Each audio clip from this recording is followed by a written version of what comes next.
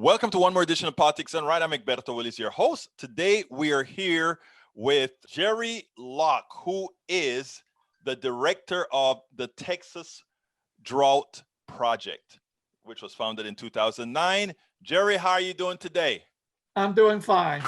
Well, look, first of all, thank you. Busy, but doing fine. Well, I mean, you should be busy because we have a hell of a lot of problems in this country to correct. So that you're That's busy. Absolutely true. I think that your busy says quite a bit. But anyhow, we're here to talk about Biden's climate plan, or the pieces that we like and the pieces that you're concerned about.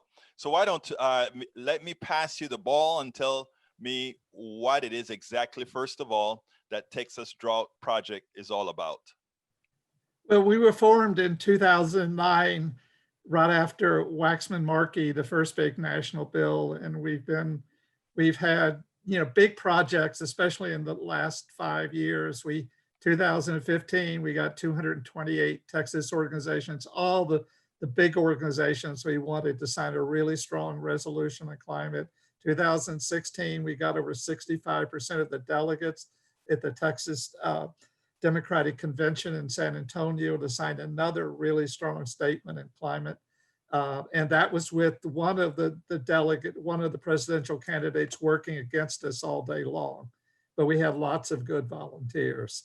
And then we had successes in 2017, 2018, but the last 2 years have been given almost entirely to trying to figure out a good, to support the Green New Deal and get a really good climate bill, because our calculations, and these are scientific calculations, are that at best we have 4 more years, and that's 4 more years globally to cut, or at least in the big emitters globally, to cut emissions, or we will face the worst of climate change. Okay, when you say things like that, 4 more years, and I'm going to play a sort of devil's advocate. I'm 100% behind the Green New Deal.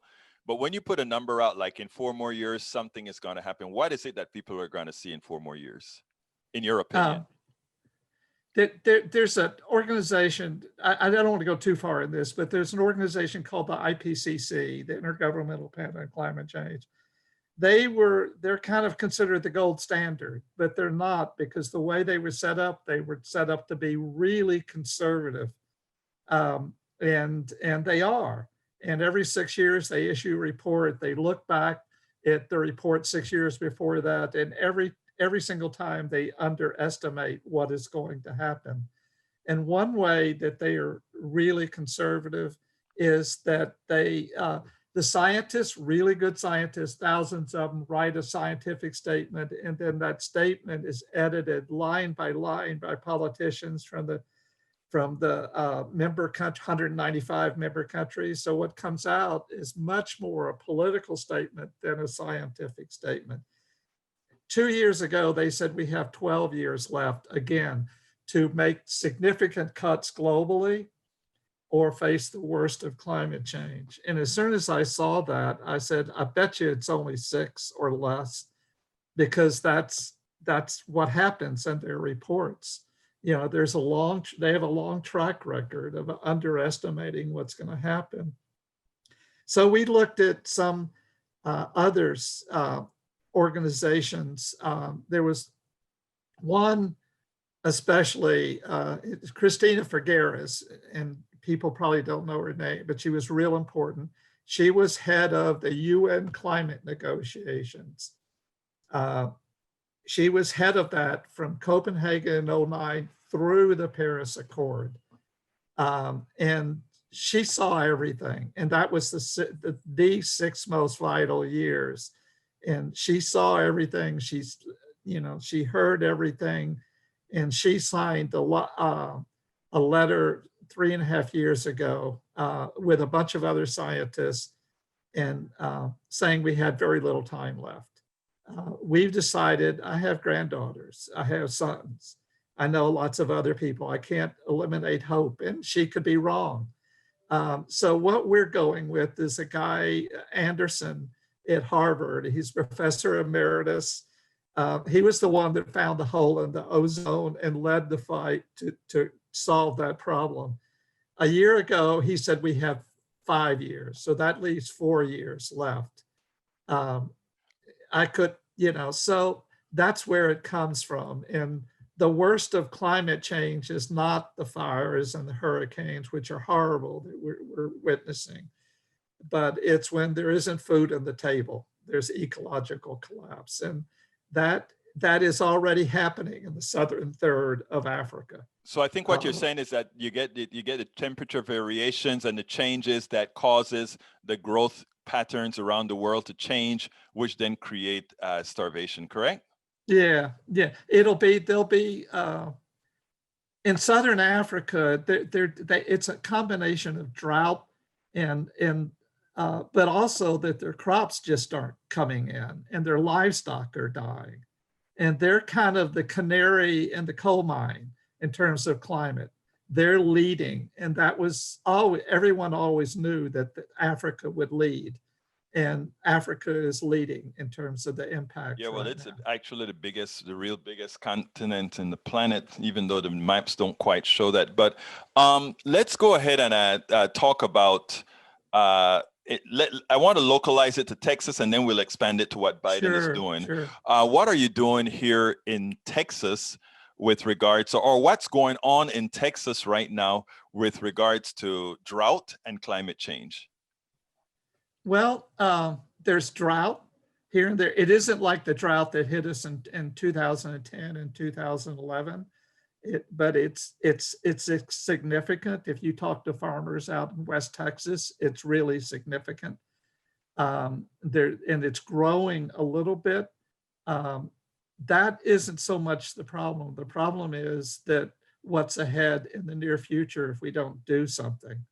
And right now, you can't be kind of Texas solutions or Austin solutions. Right.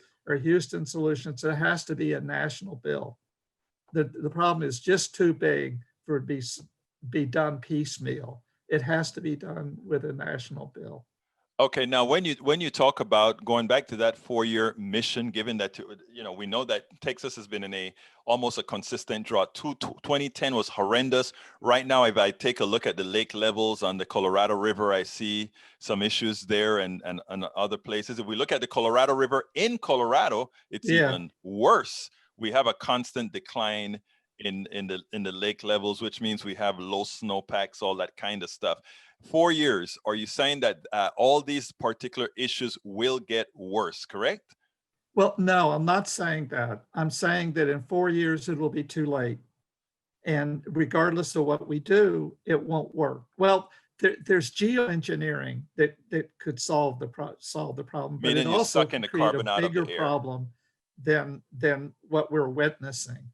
No, I'm not saying that it will be that all the effects will be apparent in 4 years. I'm just saying we'll reach a point, what the scientists are saying, that it'll just be too late and we won't be able to do much about it without resorting to geoengineering and everything that I've read, that there's a possibility that could have the side effects as bad as climate change. And so we want to do it kind of the more traditional way. There's already too many emissions in the atmosphere already. So we're going to have to do two things at the same time. We're going to have to lower our emissions with things like renewables and other things. And then we're also going to have to figure out a way to take emissions out of the air.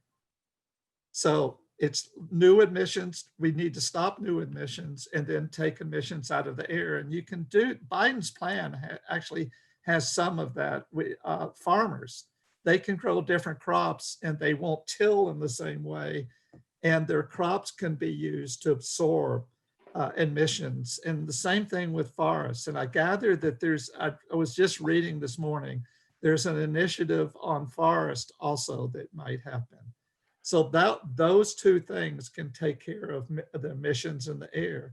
And then we need to do a variety of different things, but maybe the primary one being the primary one is renewables. and, Right. just kind of put them out as much as we can and fast as we can put them out. This is solvable, but Okay, the so let's window is we know it's closing. solvable now. Let's go ahead and equate this now to Biden's plan. What's good about Biden plans, and can Biden plan as it stands right now start the mitigation, or is it just too little, too late? It's too little, too late, but it's a good start. It's much, much better than anything he's been associated with in the past. Um, and it has things, climate justice provisions that come from Green New Deal. They're kind of not filled out very much, but that they're there. It does a lot about transportation and electric cars and mass transit. It does a lot of things about a lot of things, but it's still too late. It doesn't do anything about fracking, except on federal I tell you lands. what, I think for the audience, what we probably should do here is so that the audience sees that the work that you're doing is pretty damn complete. You have a website, a page that I'm going to post along with the blog post that goes with this. And let me read a Sure. few things. You said that the Biden plan includes important but limited elements of climate justice for communities that have been damaged by emission and pollution in the past, farmers changing their farming habits to sequester emissions, spending heavily on electric vehicles, mass transit, and energy efficient buildings, if electricity production being carbon free by 2030, and the hope that USA progress will encourage China, the European Union, Japan, South Korea, and others. Guys, you got to put Great Britain in there now because they're no longer a part of the European Union. Right. As a part of the answers. These are the largest emitters in the world right now.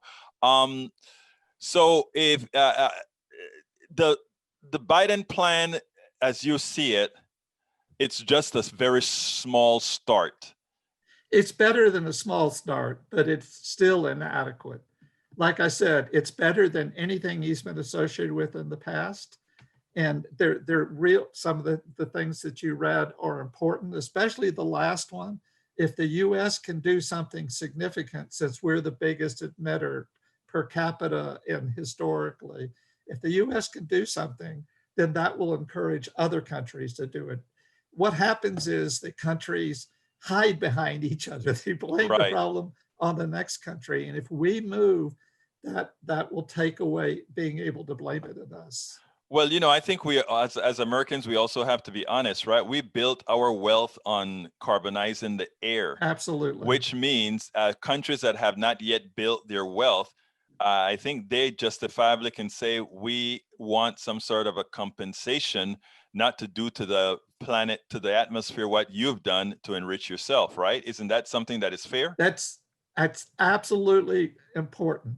In Kyoto, which was '97, it was the yearly UN climate conference. They were starting to take that into account, and that they knew that there was historical, there was a history that would have to be resolved, and poor countries would have to be compensated or helped in some way for the emissions that rich countries did, because poor countries have very little in terms of emissions, Africa especially, Right. but also India, even China and others. Their per capita emissions are just a fraction of what here.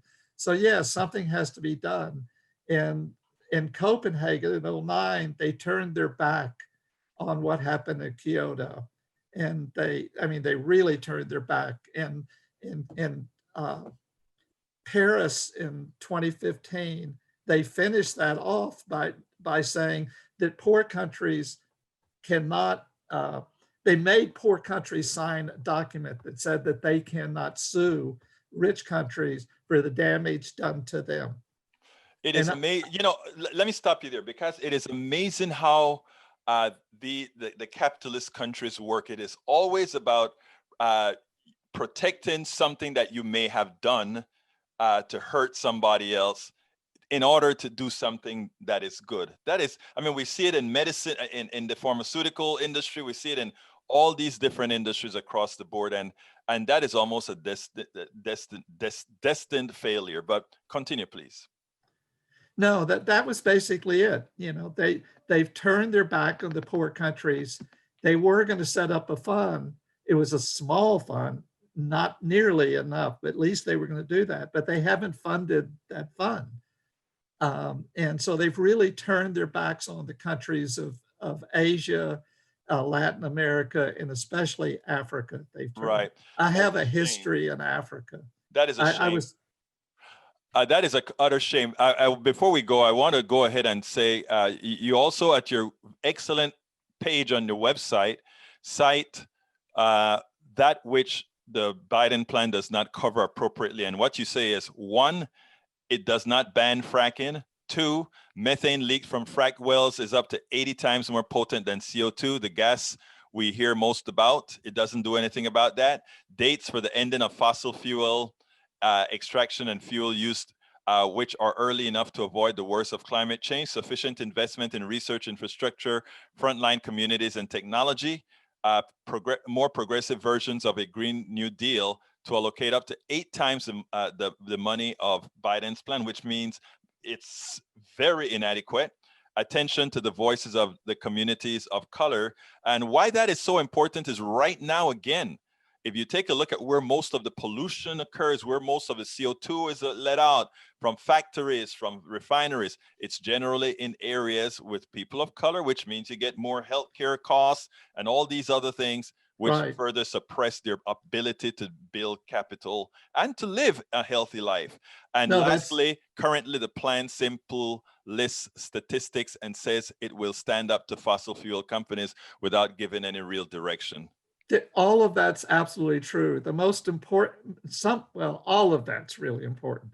Another thing that is really important also is that Kerry and Biden both have a history of using market mechanisms, which are a way for corporations to say, I'll do something someplace else in India or China or Indonesia, but I don't want to cut emissions in our factories in this country. Right. And it's called market mechanisms or cap and trade, and it's just full of corruption always.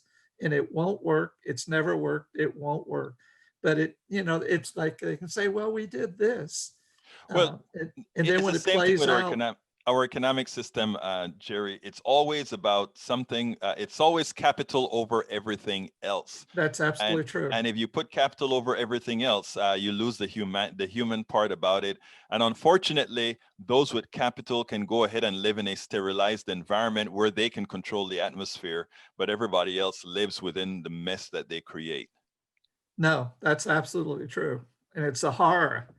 I started to say that I have a history in Africa from being in Peace Corps, but I also have joined groups in Africa over the years. And so I'm not active in that sense, but I really track what's going on there. Right. Because like it's the canary in the coal mine and it's Let, already let, happening. I think it's great that you have this project. It's called Texas Drought Project, of course. But one of the contentions that I have is we tend, as those that are progressive, tend to lean hard on the politicians. We lean hard on Biden. We lean hard on these things. Don't you think we need to start doing more in the community proper so that we can build a bigger base of people who understand this stuff and really pressure the politician? Do you think maybe that we need to put a bit more effort there? And that's a question I can't quite answer. You should know that better than I can. No, we're trying to do that in our modest way. We're doing lots of outreach to people of color. It's it's late in the day, but we've been trying for a number of years to do that. And it's important. There has to be a larger coalition than white environmentalists, and much larger than that. And the question is, you say you're reaching out to the people of color. That's important. But also, let me tell you something that bothers me many times within our body politic. There is a mass of people. Let's look at the people who think the green. Before I came on air with you, I went and read AOC's Green New Deal resolution. I read the entire resolution. And the reason I wanted to read it is I wanted to see what it is that all those Trump supporters were really upset about and the things that they said about it. And actually, for his base, the Green New Deal is a hell of a deal for them. Yeah. And that they don't know that. And again, you know, that to me, that is a big mass of people that we should also target. In other words, we don't only have to target the Progressive Coalition, but I think we have to find a way to target them too. My question to you is, how can we do that? What you're doing here is great, coming on to a program that has reached not only in the progressive sphere, but in the conservative sphere. But don't you think we have to kind of get into more of that sphere as well? Yeah, I think we need to reach out into all communities. I mean, there are three other people that I'm working now, and we're trying that. In terms of, we're making inroads in labor, or labor is just moving, which is, I mean, Mhm. it's a split labor. Some people support climate action, others don't so much.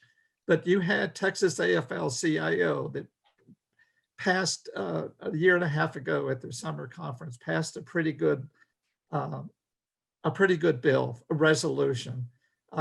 You have SEIU that's working with us. You have National Nurses United that's working with us, and you have Ryan Pollock, who's with the IBEW, the electricians, has done incredible work and stuff. And then you doing that, you get into way out of kind of middle class environmentalists. You get into working people through the unions, and we're trying, but Well, the there fact are that, only four of us. but Jerry, the fact that you're here and that you're putting this out, that is important. I'm throwing that clarion call out, not for you and your organization, but for other people who are going to be listening to the program, Yeah, that we all have to do more. All of us. You are doing a lot. You're out there. Your organization, from everything that I hear here in town, and I'm in Houston, you're in Austin. Everything that I hear, you're a very hard working organization. We need a lot more to do a hell of a lot of that kind of work, mostly educating the people throughout the country. And not only progressives per se, not only union people per se, but this, you know, when that tsunami comes, it doesn't only affect progressives, it affects everybody. yeah, yeah. Now, that's true. What I want to do is encourage people to go to our website, and there's a way to sign up, or my phone number is there. The phone number of the other organizers is there. Lauren does Houston. Tenny, she's with Our Revolution, but she's working with us half-time. And there's plenty of work to be done. Biden's climate bill will almost surely come for a vote in the first 100 days of his administration. And we're kind of scared that it might come earlier than later. I'm a little bit reassured by information I got yesterday that it won't be right away. It'll be slowed down a bit. But there needs to be a gigantic mobilization happens in this state. That means one thing we're asking every group that we talk to and every person that we ask to, do you have a list that you could, call when the time comes? And everyone's saying yes.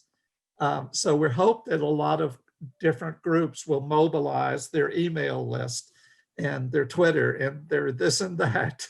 Well, It Jerry, has to be gigantic. It can't be just half-hearted, not anywhere near that. Sheila Jackson Lee, I think she will be a champion on this issue. Al Green, we have hopes for. Lizzie Fletcher and Sylvia Garcia, it's going to be harder, but they're signs of hope even, with them. And that's kind of how it is all over the state. There's some Congress people that we want to be champions. Lloyd Doggett's one that comes, Veronica Escobar in El Paso comes to mind. Well, that is great, Jerry. Jerry, Before we close here, what would you have liked me to ask you? What would you like to put out there that I hadn't asked or that you want to get out there? Uh, almost everything. I just want to say once again, go to our website, Texas Drought Project, and you'll find phone numbers that you can call any of the organizers. And it's time to mobilize. I mean, we may only have a month left before this is decided, and what the US does, as I've said before, may determine what other countries do. This isn't a problem just for the US, but the fact that we're such a huge emitter per capita, if we move, that will move other countries. Jere Locke, director of Texas Drought Project. You can reach him at, you can get to their website at texasdroughtproject.org. Yes. texasdrouhtproject.org. Please go there, sign up, help the movement. The environment belongs to us all. Let's make sure and get this right. It's been my pleasure to have you on Politics Done Right. Jere, thank you for all the work that you do. You please keep doing what you're doing. And thank you for the thoughtful interview. We spend a lot of time deconstructing the news, trying to parse it into a form that everybody can understand. We try to find those little nitpicks where it flies above the fray, etc. If you really like these videos that we do, I want to ask a big favor. Please go ahead. Number one, subscribe to our channel. And number two, please join if you can. Thank you so kindly for watching. Keep watching. Please remember to share. We must populate the entire internet with our progressive message, a message that we know is what most Americans say that they want. So help us, please join.